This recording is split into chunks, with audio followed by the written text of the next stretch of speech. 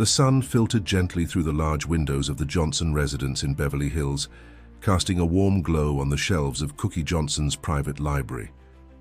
It was supposed to be a simple afternoon, organizing old books, dusting shelves, maybe finding forgotten memories tucked between pages, but nothing could have prepared her for what she was about to discover. As Cookie pulled down a thick leather-bound journal, a yellowed envelope slipped from between its pages and fluttered to the floor. Curious, she knelt down and picked it up. There was no return address, only a name handwritten in faded ink, Evelyn Brown. Below it, a date, 1987. Her brows knitted in confusion. Who was Evelyn Brown?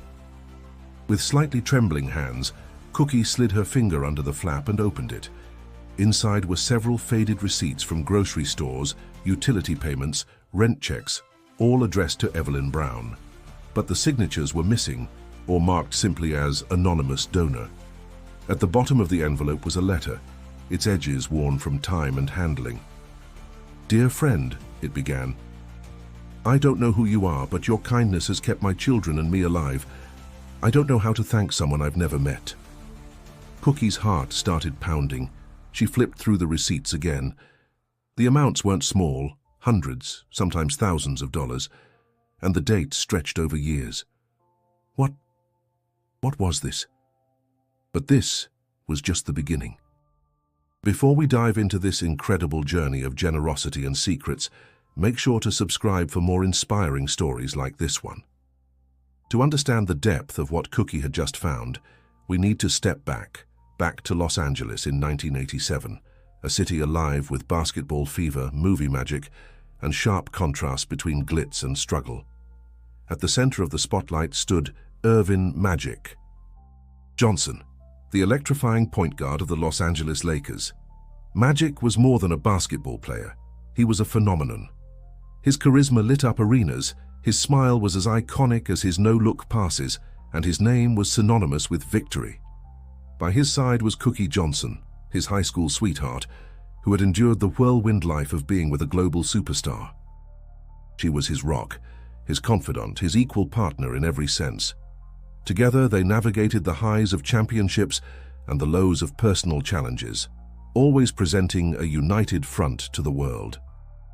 But far away from the glitz of the Forum and the red carpets of Hollywood, in a struggling neighborhood on the east side of LA, a woman named Evelyn Brown was fighting a very different kind of battle. A single mother of two, Marcus, just 9 years old, and Jasmine, a bright-eyed 7-year-old. Evelyn was one rent payment away from being homeless. Her job at the dry cleaners barely covered groceries, and with rising crime in the neighborhood, even walking her children to school became a risk. One cold December evening, fate intervened. Magic was participating in a holiday charity event at a local community center, distributing toys and meals to families in need. As he mingled, laughing with kids and posing for photos, his eyes fell on a woman sitting quietly on a worn-out bench, her arms wrapped tightly around her 2 children. There was something about her, not just the exhaustion, but the quiet determination in her gaze. He approached, offered a warm smile, and asked if they'd gotten their gifts. Evelyn nodded politely but said little. When asked how they were doing, her voice trembled. "We're getting by." That night, as Magic left the center, he couldn't shake their faces from his mind. Something tugged at his heart, something deeper than the usual charitable gestures. The next day, without telling anyone, not his advisors, not his family, not even Cookie, he contacted a lawyer he trusted. Magic set up a private account designed to provide monthly financial support to the Brown family. There would be no signatures, no public announcements, and absolutely no recognition, just quiet, consistent help. This secret would become one of the most significant yet hidden chapters of Magic Johnson's life. Back in the present, Cookie stared at the envelope in her hands, her heartbeat quickening. What else was hidden beneath the life they had built together? And why had he never told her? This was only the beginning. The year was 1991, and the world had just been rocked by the shocking announcement that Magic Johnson was HIV positive. Headlines exploded. Fans were devastated. But behind the headlines, in a modest neighborhood on the east side of Los Angeles, the Brown family was dealing with its own private storm, unaware that the man they watched on television, the man whose face was everywhere, was also the mysterious guardian angel who had been quietly sustaining their lives for years. Evelyn's life had shifted dramatically since that cold December evening in 1987. With the steady, anonymous financial support, she managed to avoid eviction. She enrolled in evening classes, learning bookkeeping, and soon turned her passion for cooking into something tangible. A small coffee shop nestled between a laundromat and a barber shop on Florence Avenue. The place was modest, 4 tables, a small counter, and the irresistible aroma of homemade pastries and fresh coffee that filled the air from sunrise to sunset. She named it Evie's Place, a beacon of hope in a neighborhood often overshadowed by despair. Marcus and Jasmine thrived in their own ways. Jasmine was the bookworm, always with her nose in a novel, dreaming of becoming a teacher. Marcus, however, struggled more. The streets pulled at him. The lure of quick money, respect, and belonging offered by local gangs was strong. By the time Marcus turned 16, tensions were mounting. He never understood how his mother managed to keep them afloat, how rent was always magically paid, or how new shoes appeared just when his old ones fell apart. Whenever he asked, Evelyn would simply say, "Angels watch over us, baby." But Marcus wasn't buying it anymore. One evening, after closing the shop, Evelyn discovered someone had broken in. The register was emptied, windows shattered, and the mural Jasmine had painted on the wall, a sunrise over the city, was defaced with gang tags. Devastated but determined, Evelyn cleaned the mess. She filed a police report but knew better than to expect much. That night, as she sat on the floor scrubbing paint from the walls, she whispered, "Whoever you are, thank you. But I don't know how much longer I can keep going." Unbeknownst to her, magic had never stopped watching, from afar in the shadows. Just days after the break-in, a lawyer showed up with a clipboard and a smile. He handed Evelyn a set of documents, a fully paid insurance policy for the shop, enough to cover repairs and upgrades. Attached was a handwritten note, no name, just the familiar scrawl she'd seen on every mysterious check. "Keep going. You're stronger than you think." But it wasn't just the shop. Magic realized Marcus was teetering on the edge of something dangerous. Quietly, he arranged for a mentor, a former NBA player who now worked with at-risk youth, to meet with the boy. He paid for therapy, tutoring, and even enrolled Marcus in a weekend basketball program, hoping to channel his energy into something greater. The interventions worked, for a while. Marcus pulled away from the streets, focused on school, and started dreaming about college. Jasmine thrived as well, receiving her first computer, paid for, of course, by the mysterious donor, and devoured every educational CD-ROM she could get her hands on. But questions lingered. "Mom," Marcus asked one evening, staring at the computer, "who is this person? Why are they helping us?" Evelyn, as always, simply smiled and replied, "Some angels walk this earth, baby. Some angels wear sneakers." Back in the present, Cookie Johnson stood frozen in front of the hidden safe she had discovered behind a framed photo in Magic's office. Inside were dozens of envelopes, letters, receipts, wire transfers, all connected to the Brown family. Her hands trembled as realization dawned. For decades, a second life, a hidden legacy of kindness had existed right under her nose. Her husband wasn't just magic on the court, he was magic in ways the world had never seen, and she was only beginning to understand the full truth. Cookie stood in the middle of Magic's office, the open safe casting shadows against the polished oak floors. Dozens of documents were neatly stacked inside, letters from Evelyn, receipts for tuition payments, handwritten notes offering encouragement, and legal paperwork for financial transfers that stretched back over 30 years. Her pulse raced. How could something this big, this meaningful, have been hidden from her for so long? She didn't wait. As soon as Magic walked through the front door that evening, she confronted him. "Irvin," she said, holding one of the letters in her hand, "what is this?" Magic froze. His easy smile faltered as his eyes locked onto the familiar envelope. For a moment it seemed as if the air left the room. He sighed deeply, running his hand over his head, and sat down. "I always meant to tell you, Cookie," he began softly, "but it wasn't something I did for anyone else to know, not even you." Cookie sat across from him, emotions warring inside her. Surprise, confusion, pride, even a tinge of hurt. "Who is Evelyn Brown?" she asked, voice steady but tight. Magic leaned back, eyes distant. "I met her back in '87. Holiday toy drive. I saw this woman sitting on a bench outside the community center. She had 2 little kids. They weren't asking for anything, just sitting there. But the way she held them, like the whole world was trying to crush her, and she was fighting it with nothing but love." He paused, his voice lowering. "I couldn't forget her face. I couldn't forget those kids. That night, I decided I wasn't just going to do charity events for photos. I was going to change their life." Cookie blinked, absorbing the weight of it all. "For 30 years? You've been helping them?" Magic nodded. "Every month. Rent, groceries, school. I even paid for Marcus to get out of some trouble when he was a teenager.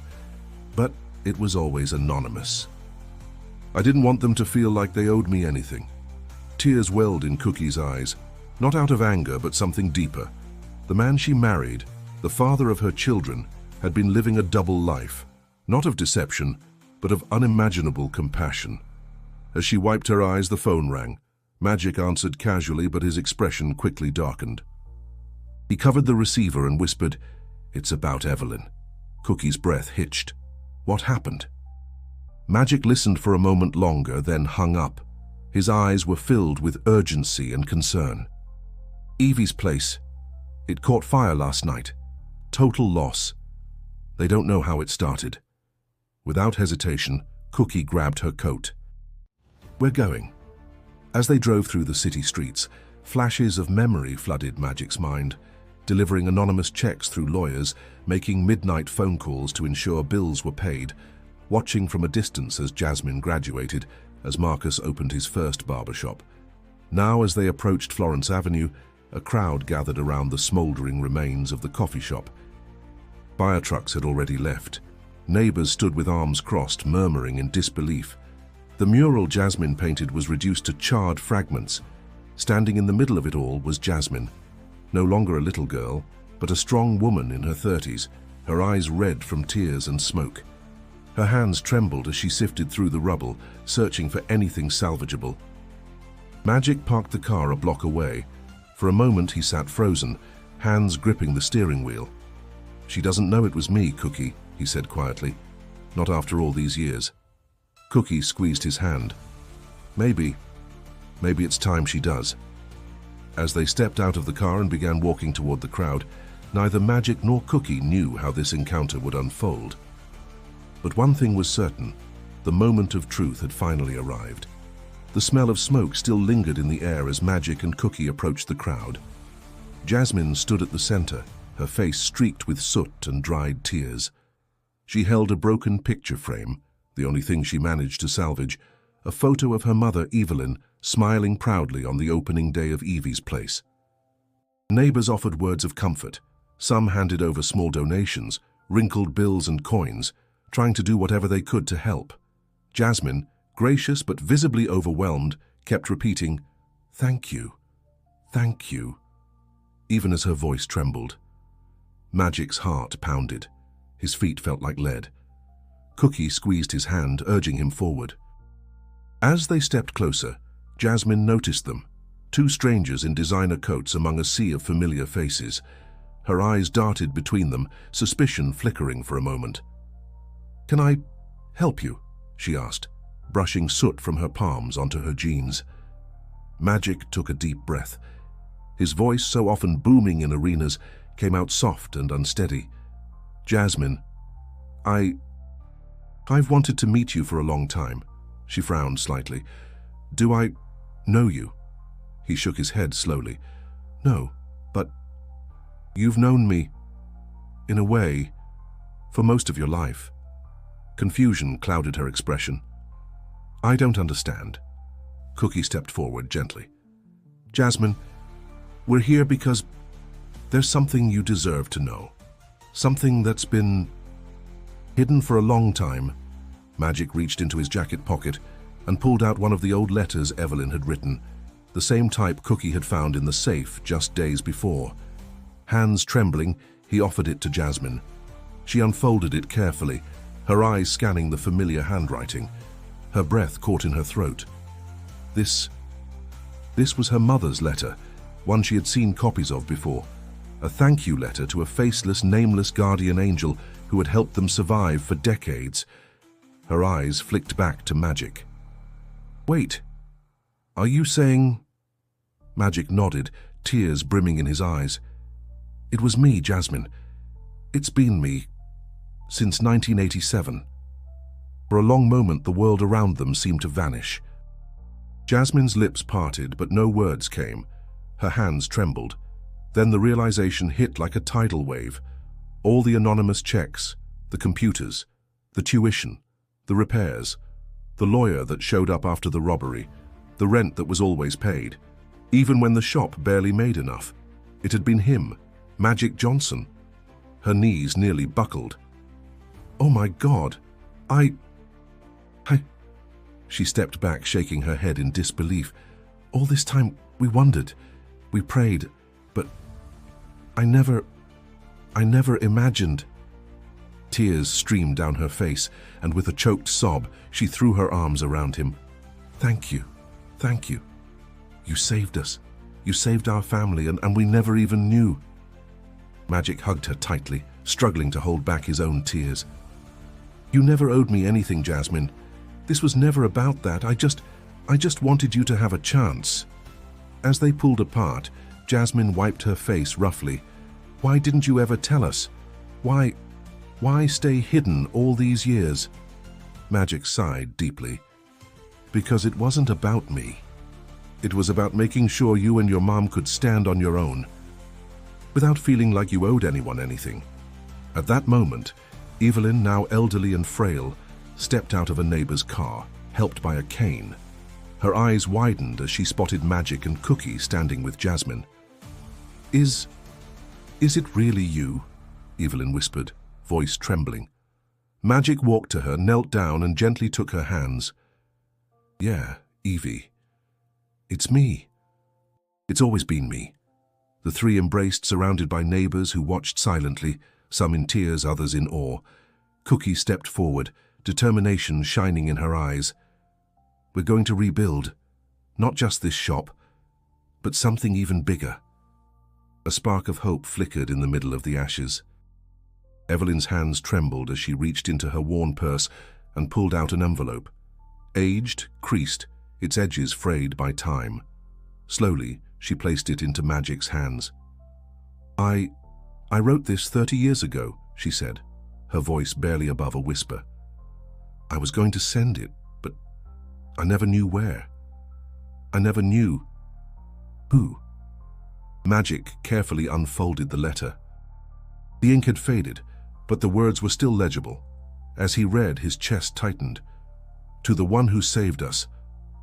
I don't know your name. I don't know your face, but I know your heart. Because of you, my children eat. Because of you, they learn. Because of you, we wake up each day believing the world has goodness left in it. If you ever read this, please know, you didn't just save a family. You gave us back our dignity. You gave us back our future." Tears welled in Magic's eyes. He folded the letter carefully and held it close to his chest. "Evie, you have no idea how much this means to me." Jasmine, standing beside her mother, wiped her tears but couldn't stop smiling. "We always wondered who you were. We dreamed of meeting you, but I never imagined it would be you." Cookie stepped forward, placing a gentle hand on both Evelyn's and Jasmine's shoulders. "This isn't where it ends," she said firmly. "It's where it begins." Within weeks, plans were drawn. Magic and Cookie funded not only the rebuilding of Evie's place, but also the creation of a full-scale community center right next door, a space offering free tutoring, vocational training, mentorship, meals for struggling families, and safe spaces for kids to learn and grow. They named it the Brown Family Empowerment Center, in honor of Evelyn's resilience and determination. On opening day, hundreds gathered. News cameras rolled, but this time Magic didn't mind the attention. He stood on stage with Cookie by his side and spoke from the heart. "There's a lot of talk about what it means to be successful," he said. "But let me tell you, it's not about money, it's not about fame, it's about what you do when nobody's watching. It's about lifting others when you don't expect anything in return." The crowd erupted in applause. Marcus, now a respected barber and youth mentor, spoke next. "There were days I could have gone the wrong way, days where it felt like the streets were all I had, but someone out there, someone I didn't even know, believed in me. And because of that, I'm standing here today." Jasmine, now a teacher, shared her story of how a mysterious donor made sure she had the tools and education to chase her dreams. "And now," she smiled through tears, "I get to give that back to the kids in this community." Evelyn, sitting front row with her cane in hand, watched her children and grandchildren beam with pride. Her eyes glistened, not with sadness, but with overwhelming joy. As the ribbon was cut and the doors swung open, kids rushed inside, laughing, exploring the new library, the computer labs, the basketball court. A space born from decades of quiet generosity and a promise that kindness, even in secret, can change the course of countless lives. Magic stood back watching it all unfold, feeling something deeper than any NBA championship could ever give him.